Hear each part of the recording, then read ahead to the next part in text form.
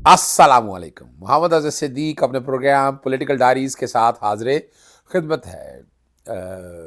جمعۃ المبارک 29 دسمبر 2023 اور اس کے بعد صرف 2 دن رہ گئے ہیں دسمبر کو ختم ہونے کو. بڑی مچیں لگی ہوئی ہیں, بہت مصیبت پڑی ہوئی ہے. ایسے لگتا ہے کہ پتہ نہیں کیا ہو گیا. وہ بھائی آئین اور قانون اور انصاف کی بالادستی قائم ہو رہی ہے. پاکستان تحریک انصاف 17 18 19 مہینے سے فسائیت کا دور کا شکار ہے, اور وہ جو اس کو انصاف مل رہا ہے آئین اور قانون کے مطابق ہے. میں نے بہت سے پروگرام ہوں گے, مجھے اچھا نہیں لگا کہ آپ یعنی اور باتیں کروں گا. شہباز شریف نے توہین عدالت کی ہے, مولانا فضل الرحمان الیکشن نہیں چاہتے, باقی سیاسی جماعتیں بھاگنا چاہ رہی ہیں. وجہ کیا ہے؟ عمران خان صاحب کے قریب کیسز جتنے بھی ہیں وہ ریت کی دیوار ثابت ہوئے ہیں. اور کوشش کروں گا میں ساری باتیں آپ تک تفصیلی یا حالات اور واقعات کے سامنے رکھ کے میں بتاتا رہوں. سب سے پہلی جو بات ہے, تفصیلی فیصلہ جاری کر دیا ہے جناب جسٹس میاں گل حسن اور انہوں نے سائفر ٹرائل روکنے کا, جس میں جو باتیں ہو رہی تھی نا, اور میں ایک عرض کروں بڑے ادب کے ساتھ, کوئی احسان نہیں کیا. جسٹس ہریڈ جسٹس بریڈ, یہ جو انصاف تیز ترین لے کے جا رہے ہیں کس بات کا؟ وہ بھئی اسلام آباد ہائی کورٹ کا جو فیصلہ تھا ڈے ٹو ڈے ٹرائل کا, وہ تو سپریم کورٹ نے سیٹ اسائڈ کر دیا, اور اس پہ تقریباً متفقہ رائے سب کی. اس میں کیا ایسی بات ہے؟ اس فیصلے کے اندر چیزیں جو نکات میں آپ کے سامنے رکھ دیتا ہوں. اور اپنا جج سابقہ چیف جسٹس جوارس خواجہ نے فوجی ٹرائلوں کے حوالے سے جو معاملہ اس میں انٹرا کورٹ اپیل جو فائل کی ہے, اور اس میں کیا ہے بات کی ہے. جسٹس یاسر اظہر رضوی نے کمال کر دیا, بہترین نوٹ جاری کیا ہے. اس کے کانٹیکس میں وہ بات بھی کرتے ہیں. سب سے پہلے میں آپ کو لے چلتا ہوں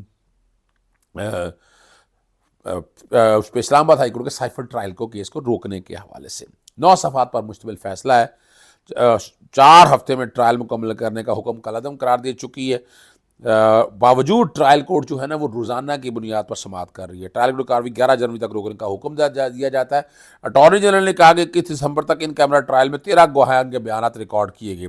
اور ان ساری چیزوں کو اگر سامنے رکھ کر دیکھیں, تضادات اتنے زیادہ ہے. ان تضادات کو سامنے عدالت نے انصاف کے تقاضے پورے کیے ہیں. اب اس پہ اگر کسی کو مرچیں لگیں یا کوئی اور ڈسٹربنس ہو تو اچھا نہیں لگتا نا, کہ آپ کو آئین اور قانون کی بالادستی کرنی ہے نا. آپ ایسی بات کیوں کہیں؟ مثال کے طور پر جو مسلم لیگ نون کے سابقہ وزیر اعظم شہباز شریف, انہوں نے کیا کہا؟ پشاور ہائی کورٹ کا فیصلہ الیکشن کمیشن کے اختیارات پر حملے کے مترادف ہے. کہ شرم اور حیا ہوتی ہے. کچھ لوگوں کے لیے ڈوب مرنے کا مقام ہے. آئین پاکستان 1973 نہیں آتا انگریزی میں, تو اردو, ہندی, فارسی, پنجابی میں پڑھ لیں, آپ کو سمجھ آ جائے گی. اور یہ میں بتا دوں آپ کو, یہ جو ایک کنفیوژن کی جاتی ہے, 5 ہائی کورٹ آرٹیکل 199 پڑھ لیں, اور ہر ہائی کورٹ, اور یہ کون سا جائیداد کا تنازع ہے جو متعلقہ ہائی کورٹ کے حوالے سے بات کر رہی ہے. آج انکم ٹیکس کے کانٹیکس میں کوئی ایک قانون بنتا ہے, اور اس قانون کا اطلاق ہر صوبے میں ہو رہا ہوتا ہے, تو وہ ایک high court number of time, کتنی ججمنٹس ہے یار اس کے اوپر بھائی, ایک عدالت فیصلہ کرتی ہے, وہ تمام صوبوں پر اطلاق ہوتا ہے اس کا. یہ ریکارڈ پہ چیزیں سیدھی ہیں جو یاد رہنی چاہیے. ہماری یادداشت ذرا کمزور ہے. سندل بار کیس ہے, ایل پی جی, اور میں وجہ کیا ہے, الیکشن کمیشن سارے صوبوں میں کام کرتا ہے نا جی. اب جو الیکشن جو فیصلہ ہوا ہے وہ تو بنیادی طور پر ہر ہائی کورٹ کو دیکھنے کا اختیار ہے, اور یہ جورسڈکشن ہمیشہ سے چلی آ رہی ہے. یہ کوئی انوکھی جورسڈکشن نہیں ہے کہ جس پہ بڑی مصیبت اور مرچیں لگی ہوئی. میں چیلنج کرتا ہوں, آ جائیں اس پہ مناظرہ کر لیتے ہیں, اور اگر یہ کوئی قانونی ہچ ہے تو جائیں نا سپریم کورٹ میں جائیں. آپ کو اعتراض ہے جائیں آپ, اور باقی آپ کا کیا تعلق ہے؟ یعنی یہ الیکشن کمیشن اور پاکستان تحریک انصاف کے درمیان کوئی مسئلہ ہے, کوئی پرابلم ہے, اس میں باقی سیاسی جماعتوں کو کیا لے لینا, ان کا کیا کرنا سر اس حوالے سے؟ بھائی میری بات سنیں, بڑی سیدھی سی بات ہے. پارٹی الیکشن ہے نا, تو پارٹی الیکشن کے حوالے سے ان کا کیا تعلق ہے؟ یہ کون ہوتے ہیں؟ 176 سیاسی جماعتوں میں سے اگر ایک سیاسی جماعت کو یا 75 جماعت ایک نشانہ بنایا جائے, پھر باتیں تو ہوں گی نا. اور الیکشن کمیشن کا کردار آپ کے سامنے ہے, کیا ہوتا رہا ہے؟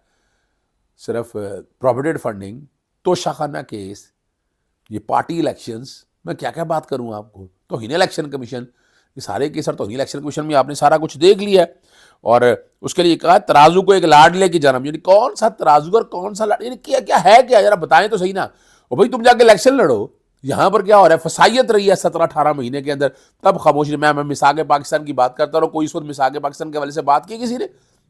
ہر کوئی اپنی دال روٹی بیچتا رہا. اس میں مولانا فضل الرحمان جو ہے نا جو بات اور اب جو بیٹھ کے نا جی اور بڑی حیران کن بات ہے جو لفظ جو کہتے ہیں نا 9 مئی اور جو فوجی تصویر پر حملہ کرنے والے لاڈلے کو سپریم کورٹ میں گڈ ٹو سی یہ کہہ کر مخاطب کیا گیا.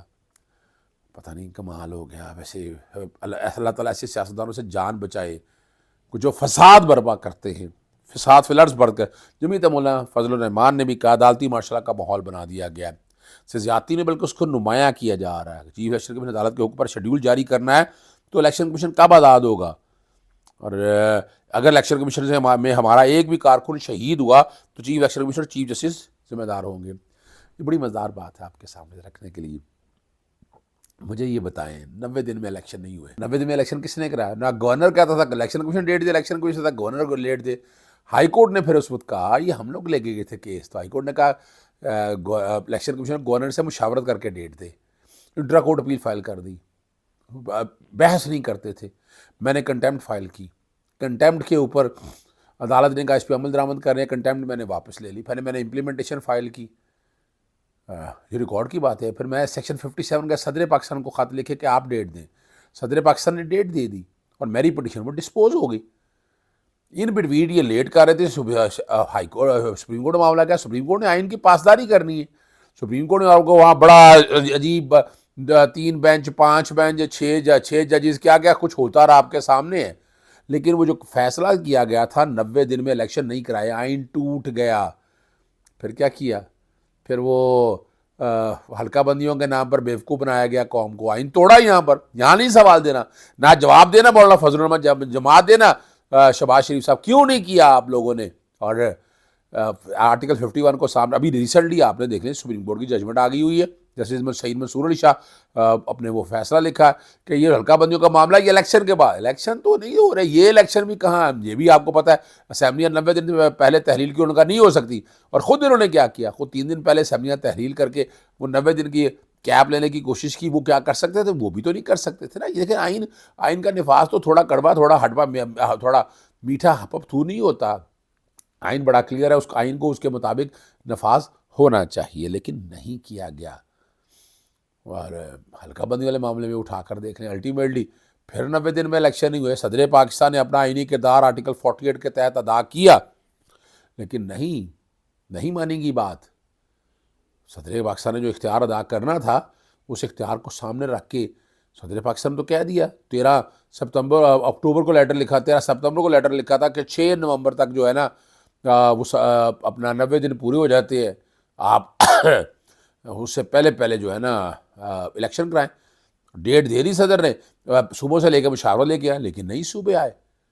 یعنی الیکشن کمیشن نے تو بالکل نہیں, وہ سفیروں سے ملنے چلا گیا اور صدر پاکستان سے مشاورت کے لیے گیا. یہ وہ ریکارڈ ہے جو سارے ریکارڈ کے اوپر ہم دیکھ چکے ہیں. ہمیں تو اب ڈاؤٹ نہیں ہونا چاہیے, ہمیں تو سمجھ آ جانا چاہیے جو کچھ ہو رہا ہے اس ملک کے ساتھ کھلواڑ کیا جا رہا ہے. چلیں میں تو آپ کے سامنے رکھ رہا ہوں کہ یہ دیکھیں یہاں آئین ٹوٹا, یہاں کوئی نہیں بولا. اب جب 90 ہو گیا میرے صدر کو ڈیٹ دو, کیا مطلب بھائی؟ یعنی خود یہ کہتے رہے کہ الیکشن کمیشن ڈیٹ دینی ہے, پھر صدر پاکستان پہ آتا رہے. اب ماضی پہ شاید ہم بھول جاتے ہیں کہ ماضی میں کیا کچھ ہوتا رہا. اگر ماضی کو یاد رہے تو یہ جو اب جو کچھ باتیں کی ہیں توہین عدالت کے زمرے میں آتا ہے. توہین الیکشن کمیشن نے کام شروع کیا, یہ ہونا چاہیے کہ ان سب لوگوں کے خلاف کارروائی کرنی چاہیے ہماری اپنا پشاور ہائی کورٹ کو, تاکہ یہ ساری باتیں جو ہے نا وہ سمجھ آ سکے. ایک بات کرنے کے بعد میں سپریم کورٹ کے اس فیصلے کی طرف جاتا ہوں. اور مانسرا کے حلقہ NA 15 سے مسلم نواز شریف کے کاغذ منظور کر لیے گئے. نواز شریف تاحیات نااہل ہے 62(1)(f) کے تحت تاحیات نااہلی ہے, صادق اور امین نہیں ہے. اور میں بار بار عام آدمی کے لیے بتاتا رہا ہوں صادق اور امین ہونا کیا ہے. صادق اور امین آقا ہے تو یہ حضور نبی کی وسلم کی ذات ہے, اور یہ صرف نامینیشن پیپر کی حد تک, روزانہ کے اعمال کی تو بات ہی نہیں ہو رہی ہے. آپ کم از کم وہاں تو سچوں سوسائٹل ویلیوز کو تو پورا کر دیں. آپ نے اقامہ لیا, اقامہ ملنا تھا ملازم ہونے کا, ملازم ہوتا تنخواہ لینی تھی. یعنی یہ تو نہ بات کریں, اور یہ اقامہ اور یہ کنفیوز کر رہے ہیں نا پاناما اور اقامہ میں. کوئی بڑا سیدھا سا معاملہ ہے. آپ نے مس ڈیکلریشن کی, آپ نے چھپایا. جب آپ چھپائیں گے تو پھر اس کے سزا تو ہے آپ کے پاس نا جی. اس لیے ڈسکوالیفائی ہوئے. تو جب ڈسکوالیفائی ہوئے چونکہ جھوٹ بولا, فراڈ اور فریب یعنی صادق اور امین نہ ہونا ہے تو یہ تو تاحیات نائل ہی ہے کہ آپ ایک بندہ جو ہے بار بار اس طرح جھوٹ بولے پھر دوبارہ اقتدار میں آ جائے. یہ تو ہمارے دین کی نہ ہمارے شرع کے سوسائٹل ویری پوری دنیا کے اندر مانی جاتی ہے. اور اس پہ اب اس ججمنٹ کو سامنے رکھتے ہوئے اگر دیکھا جائے تو اب تو تاحیات نائل ہے. آئین میں ترمیم کرنا پڑے گی, ایک قانون کے ذریعے اس میں ترمیم نہیں ہو سکتی. اب یہ معاملہ بالکل ایسے ہی ہے. اب میں آپ کو اس کو ساتھ لے جاتا ہوں کہ اس میں 232 سیکشن میں ترمیم کی گئی کہ آرٹیکل 62(1)(f) کا ایفیکٹ ختم کرنے کی کوشش کی. یہ کوالیفیکیشن کے آرٹیکل میں, ڈسکوالیفیکیشن کے آرٹیکل میں نہیں ہے. ڈسکوالیفیکیشن کو تو آپ کرٹیل کر سکتے ہیں, ٹریگرنگ ایونٹ ہے, کوالیفیکیشن نہیں ہو سکتی. اس کا اگر لمٹائز کرنا چاہتے ہیں تو ہماری پارلیمان اس کر سکتی ہے. اور جسٹس حسن اثر رضوی صاحب نے جو اختلافی نوٹ کہہ دیں یا اضافی نوٹ کہہ دیں, آپ جو نوٹ دیا ہے اس میں انہوں نے بڑی, اور یہ معاملہ جو ہے supreme court practice and procedure کے حوالے سے وہ قانون بھی آئین میں اور میں پہلے دن کہتا رہا ہوں کہ آرٹیکل 143 میں اگر 84(3) میں اپیل فائل کرنی ہے تو یہ رائٹ آئین دے گا 1973 کا. آپ اگر کچھ چاہتے ہیں کچھ چیزوں کو سمجھو رولز میں ترمیم ہو سکتی ہے. انہوں نے بڑی وضاحت کے ساتھ میں آپ کے سامنے میں ایک ایک پوائنٹ پڑھ دیتا ہوں, اور انہوں نے جو باتیں کہی ہیں اور بڑی زبردست ہے. جیسے اپنا حسن اظہر رضوی کا آرٹیکل 184(3) کی اختلافی نوٹ انہوں نے جاری کر دیا اور کہا کہ ایکٹ کی آئینی حیثیت پر اکثریتی فیصلے سے اتفاق کرتا ہوں. اس ایکٹ کے پہلے 184(3) میں اپیل کے حق کی بجائے نظر ثانی استعمال کیا جاتا تھا. آرٹیکل 184(3) میں اپیل کی آئین کے آرٹیکل 9, 10, 10 اور 10 اور 25 کی برخلاف ہے. اور انہوں نے کہا کوئی شک نہیں کہ پارلیمان قانون سازی کا اختیار رکھتی ہے. آرٹیکل 184 کے مقدمہ کے اپیل کا سادہ قانون سازی سے نہیں دیا جا سکتا, اور اپیل کا حق دینا آئینی حقوق اور تقاضوں کے خلاف ہوگا. سیکشن 5 کی ذیلی شق 2 کو کالعدم قرار دینے کے علاوہ اکثریتی فیصلے سے اتفاق کرتا ہوں. آرٹیکل 184(3) کے مقدمہ میں اپیل کی حق کے خلاف درخواستیں منظور کی جاتی ہے. فوجی عدالتوں میں سویلین کا ٹرائل روکنے کے خلاف انٹرا کورٹ اپیلوں میں جو معاملہ ہے, جیسے جواد خواجہ نے 3 رکن ججز کمیٹی کو خط لکھ دیا اور سردار طارق مسعود کی جو ہے نا بینچ پر اعتراض کر دیا کہ انٹرا کورٹ اپیل پر سماعت کے لیے 7 رکنی لارجر بینچ تشکیل دیا جائے. سینیورٹی کے مطابق جسٹس قاضی فائزہ کی سربراہی میں لارجر بینچ تشکیل دیا جائے. انہوں نے خاتمے میں لکھا کہ مرکزی کیس میں درخواست گزارنے کے ناطے بینچ پر اعتراض کرنے کا حق رکھتا ہوں. جیسے سردار طارق مسعود پہلے سے رائے دینے کے بعد مقدمے کی سماعت نہیں کر سکتے. مقدمہ مقرر کرنے 3 رکنی ججز کمیٹی کے رکن جسٹس جاز الحسن نے خط لکھ چکے ہیں. جسٹس جاز الحسن نے لکھا کہ فوجی عدالت سے متعلق یہ 7 رکنی لارجر بینچ نے سننا تھا. Supreme court practice and procedure act کے مطابق 7 رکنی لارجر بینچ کی اس کی سماعت کرے. 13 دسمبر کو 6 رکنی لارجر بینچ سویلین کا ٹرائل روکنے کے فیصلے کے خلاف حکم امتناعی دے چکا ہے. اب یہ ساری چیزیں جو ہے نا عدالت کے سامنے رکھ دی ہے. آخر میں سب بتاتا جائیں, پی ٹی آئی کو سیاست سے باہر رکھنا جو ہے یہ لندن پلان کا حصہ تھا, یہ میں بتا چکا ہوں, اور بڑی وضاحت کے ساتھ میں نے یہ بات ہوئی تھی. اور سوال بڑا واضح طور پر ہے کہ اور ہاں آخر میں صرف اتنی بات کہہ دوں کہ بانی پی ٹی آئی اور جناب بشرا بی عمران خان صاحب بشرا بی فرد جرم کے لیے 4 جنوری کی تاریخ مقرر کر دی ہے عدالت نے. اور سابق وزیر اعظم کی طبیعت اچانک خراب ہو چکی ہے.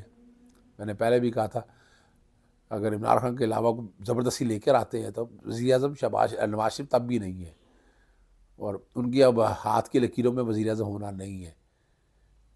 اور جو حالات چل رہے ہیں گراؤنڈ پہ کچھ بنا نہیں سکے تو واپس جانے کی تیاریاں کہہ سکتے ہیں آپ. گراؤنڈ پہ کچھ نہیں بنا سکے, گراؤنڈ میں بنانا تھا تو کچھ ثابت کر کے دکھانا تھا. اجازت چاہتا ہوں. السلام علیکم, اللہ حافظ. پاکستان زندہ باد.